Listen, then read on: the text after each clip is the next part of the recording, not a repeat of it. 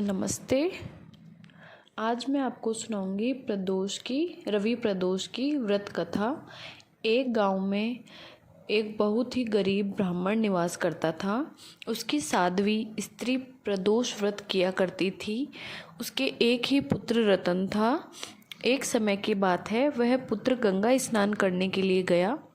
दुर्भाग्यवश मार्ग में चोरों ने उसे घेर लिया और वे कहने लगे कि हम तुम्हें मारेंगे नहीं, तुम अपने पिता के गुप्त धन के बारे में हमें बता दो। बालक दीन भाव से कहने लगा कि बंधुओं, हम अत्यंत दुखी और दीन हैं, हमारे पास धन कहाँ है।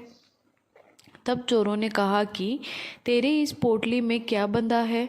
बालक ने निसंकोच कहा कि मेरी माँ ने मेरे लिए रोटियां दी है।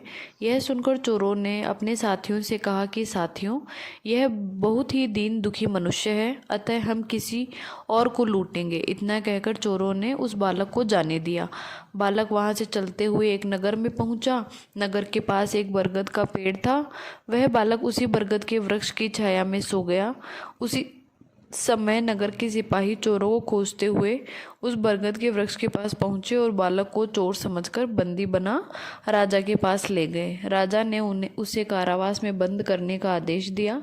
ब्राह्मणी का लड़का जब घर नहीं लौटा तब उससे अपने पुत्र की बड़ी चिंता हुई।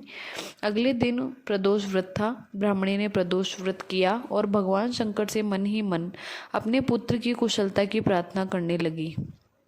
भगवान शंकर ने उस ब्राह्मणी की प्रार्थना स्वीकार कर ली। उसी रात भगवान शंकर ने उस राजा को स्वप्न में आदेश दिया कि वह बालक चोर नहीं है, उसे प्रातःकाल छोड़ दें, अन्यथा तुम्हारा सारा राज्य वैभव नष्ट हो जाएगा।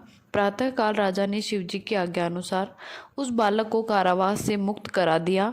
बालक ने अपनी सारी कहानी राजा को सुनाई। राजा वृतांत सुनकर उन्होंने अपने सिपाहियों को उस बालक के घर भेजा और उसके माता पिता को राज दरबार में बुलाया। उसके माता पिता बहुत ही भयभीत थे। राजा ने उन्हें भयभीत देखकर कहा कि आप भयभीत न हो, आपका बालक निर्दोष है। राजा ने ब्राह्मण को 5 गांव दान में दिए, जिससे कि सुखपूर्वक अपना जीवन व्यतीत कर सके।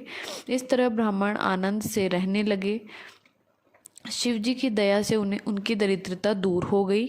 अतः जो भी मनुष्य रवि प्रदोष व्रत करता है, वह सुखपूर्वक और निरोगी होकर अपना पूरा जीवन व्यतीत करता है।